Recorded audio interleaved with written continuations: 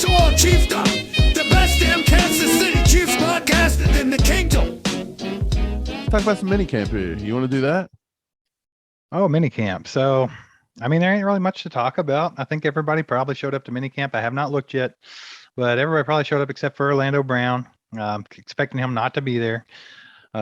Still don't have a contract together, but Brown is confident they are going to have a deal done before the deadline. So what about you, Mike? You think they're going to have that deal done soon? Because I do. Yeah, I mean, Veach almost has to get it done. You almost have to. Yeah. In other news, I think Gehrig Dieter retired. Oh, no. That was about a week ago. But yeah, but we haven't talked about it yet. And I tell you, I like Dieter, man. We met Dieter at Topgolf one time. He tried to give us some tickets. Look, man, we did. But here's the thing about it. A lot of people making a joke out of it and be like, oh, no, Gehrig Dieter retired. Whatever are we going to do now and all this stuff. And like, I get the joke. It's funny, haha. But at the same time, like, have a little bit of respect for the guy because he put in a lot of work that helped the team get to the Super Bowl and win a Super Bowl. Dude, look at the amount of throws he allowed, Patrick to make.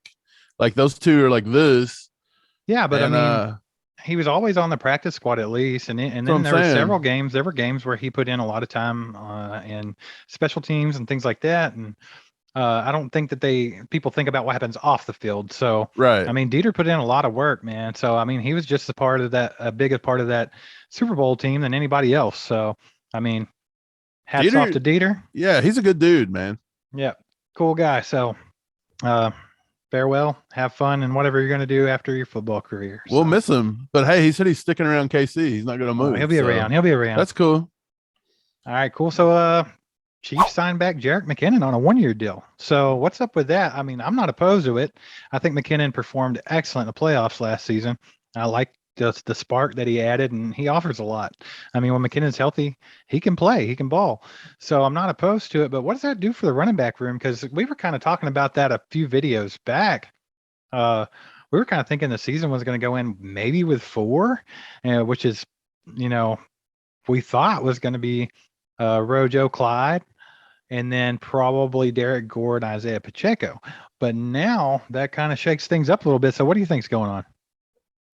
To me, we said in probably one of the first 2 to 3 podcasts ever when we were talking about the offseason moves, we both said Jerick McKinnon played himself back onto this roster. And then we never signed him. It took this long. So we had all thought Veach had just moved on. His signing now kind of scares me a little bit. I don't know if this means there's something going on with Clyde, maybe a nagging injury they're not letting us know about. Maybe they're not confident Clyde can handle the full workload. Maybe Jerry and Ely's not impressing. Maybe they don't think he's going to make the team. I don't think it's Pacheco. I think he's okay. Maybe Derek Gore isn't looking very good. Who knows at this point? Right. I just don't understand. You would say maybe it's just a camp body here, but I don't see Jerick McKinnon as just a camp body. No, he will make the team probably. Until we figure out what's going on, it's kind of up in the air, and I'm kind of like, what's going on here? So Chiefs Kingdom right now, especially on Twitter and YouTube, they want to get rid of Clyde, man. They've had it up to here with Clyde. And I think, you have most of you guys that think it's time for him to go, just get him out of here. And then you have a small portion of the fan base that thinks that this is Clyde's breakout year. And of course, that's been said for the last 2 years. But some people think that it really could be his breakout year. And that's a possibility, but maybe it's somewhere more along the lines of, how we were saying that Joshua Williams was going to have trouble translating because of his competition level in college. Do you think that could be the problem with Isaiah Pacheco, and they don't think that he's going to be making the team or at least be one of the top 4? Or do you think that he could be considered more of a long-term? Do you think that could be the case, or do you think they go ahead and make a move on Clyde, or maybe just go ahead and let Gore walk? I don't know. I don't think Pacheco's the problem. The kid's got too good of a work ethic. Coming out of Rutgers, I mean, he played some pretty good competition. They like him. They give him a 4-year deal. I don't see how you give a kid a 4-year deal before he even steps on the field and then you're going to cut him. It doesn't make any sense. I would think it's something to do more with Gore, or maybe I wouldn't think Rojo would have the problem.